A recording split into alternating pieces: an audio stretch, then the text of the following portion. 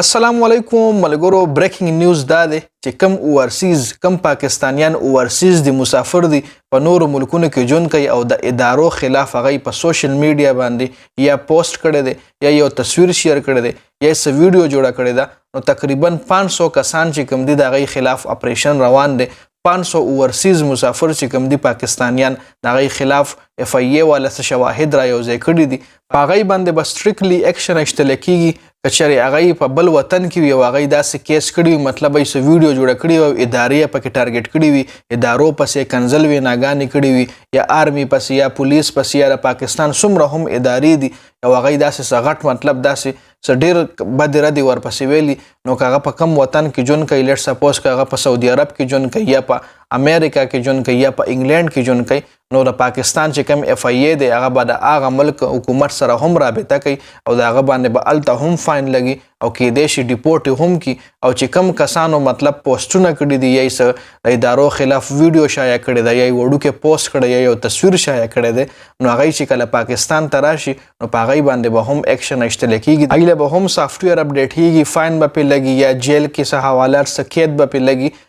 دا بیا هغه ټایم کې ډیسایډ کېږي چې هغه کم قسم جرم کړی دی کم قسم خبره یې کړې ده ادارو پسې څه ویلي دي دا به بیا د هغې په نوعیت باندې ډیسایډ کېږي جي نو زما د ویډیو مقصد صرف او صرف دا دی چې څومره هم اورسیز د پاکستان دي او هغوی په بهر ملکونو کې ژوند تیروي په سعودي عرب کې په دوبۍ کې قطر ملیشیا چې هر ملک کې ژوند تیروي په یو کې تیروي مطلب یورپین کنټري کې تیروي نو هغوی له نه دي په کار چې د خپلو ادارو خلاف داسې خبرې کوي ځکه نن سبا د سوشل میډیا دور دی او هغه ویډیو اوس تاسو د غټ مثال به زه د افغاني هغه ویډیو درکم کم افغاني چې د باجوا صاحب بېعزتي کړې وه هغه ویډیو د دنیا د بنګلادیش چینلو هم چلولی ده د انډیا چینلو هم چلولی ده نو دا یو قسم له چې اوس یو کس راپاسې او د خپلو ادارو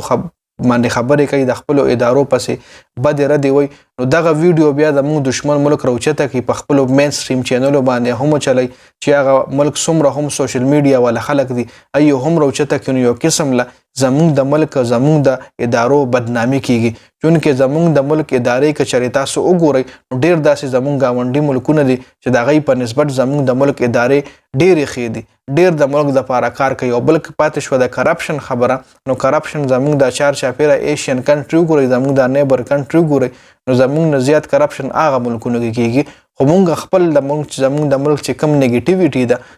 مونږ هغه راوچته کړو په سوشل میډیا باندې خوره کړو دنیا ته وښیو نو ښه کارونه او خراب کارونه مطلب نیګیټیو او پازیټیو پوینټس چې کوم دي دا د هر ملک شته دی دا د امریکا شته دا د یورپین کنټریز شته دی دا د هر ملک نیګیټیو پلس پازیټیو پوینټ شته دی نو چې اوس مونږ صرف نیګیټیو پوینټس راخلو او هغه مونږ دنیا له هایلایټ کوو نو مونږ خپله د خپل ملک یو غلط عکاسي کوو مونږ خپله د خپل ملک یو نیګیټیو پوینټ دنیا له ښیو نو داسې نه دي کول پکار لکه خلک هغه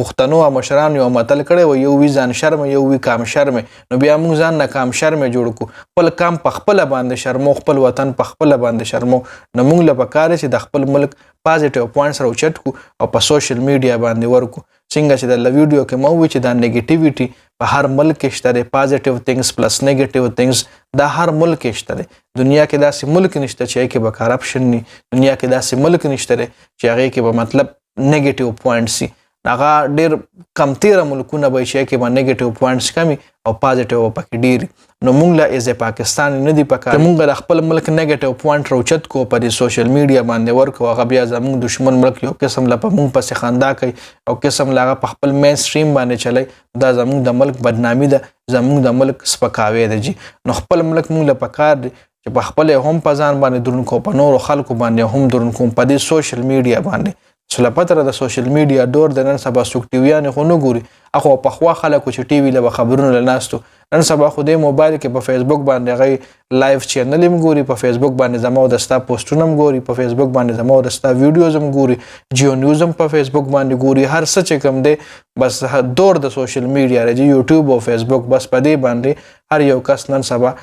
که نیوز دی او که سپورټس دی او که ډرامې دي بس دلته دیزې پورې موبایله پورې هر یو کس چې کوم دی لیمیټډ پاتې شو ټي وي له نن سبا څوک نه کیني چې مطلب الکترانکس میډیا ډېر کم خلک ګوري نو دا سوشل میډیا چې کوم را دور دی نو موږ له پکار دي چې په سوشل میډیا باندې د خپل ملک یو ښه عکاسي وکړو د ویډیو کتلو زیاته مننه ویډیو مخکې ملګرو سره شریکه کړئ جنید خان افیشل چینل هم سبسکرایب کړئ پیج هم لایک کړئ والسلام